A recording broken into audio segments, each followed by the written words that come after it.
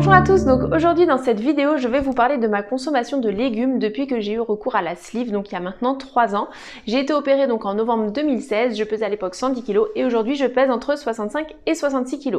Je rappelle également que je ne suis pas professionnelle de santé, je vous partage simplement mon témoignage, voilà.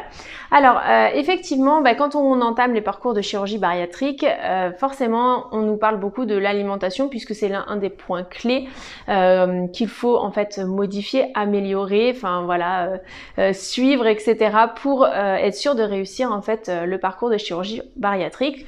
Donc pour certains, il y a déjà eu, en théorie, il y a déjà eu des suivis, etc. pour apprendre ce que c'est que l'équilibre alimentaire, comment équilibrer un repas, etc. Pour d'autres, c'est peut-être un peu plus la découverte. En tout cas, voilà, c'est quelque chose qui est vraiment un élément clé pour la réussite sur le long terme.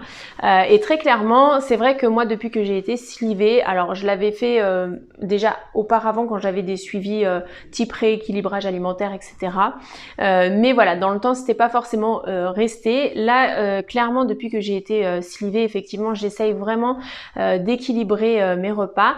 De plus en plus, en fait, la consommation de légumes se fait naturellement, c'est-à-dire que je vais de manière automatique introduire un légume dans mes plats. Alors si je ne peux pas le faire pour X raisons, parce qu'un midi par exemple j'ai trop faim, il me faut un peu plus de féculents, ou parce que je sais pas, je suis à un endroit où il n'y a pas de légumes, etc. Ce que je vais naturellement faire, c'est rééquilibrer sur la journée. Mais en tout cas les fruits et légumes clairement ont vraiment font vraiment partie de mon quotidien en termes d'alimentation.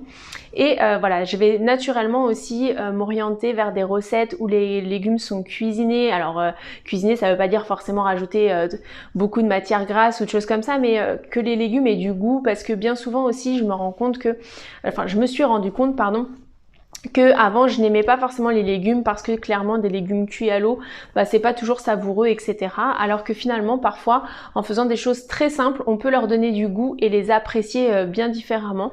Et du coup voilà, il y a pas de, ça devient pas une obligation. On subit pas le fait de manger des légumes, clairement on prend plaisir à les manger et c'est quand même nettement plus agréable. Voilà.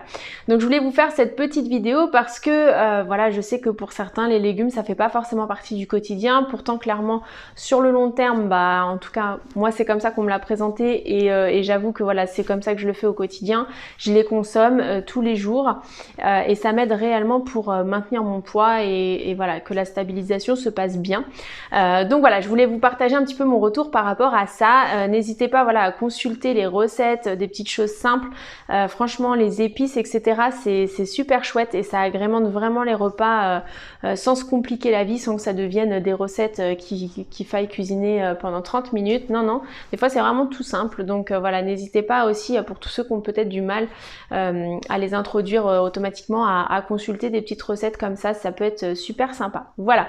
D'ailleurs n'hésitez pas à me dire en commentaire si vous aussi vous arrivez à consommer maintenant quotidiennement et naturellement des légumes ou pas, ou si ça reste compliqué, et me dire aussi si éventuellement vous aimeriez que je vous partage quelques recettes que j'aime bien faire au quotidien de légumes assez simples pour que vous puissiez avoir quelques idées. Voilà, n'hésitez pas à liker et à partager et je vous dis à demain pour une prochaine vidéo.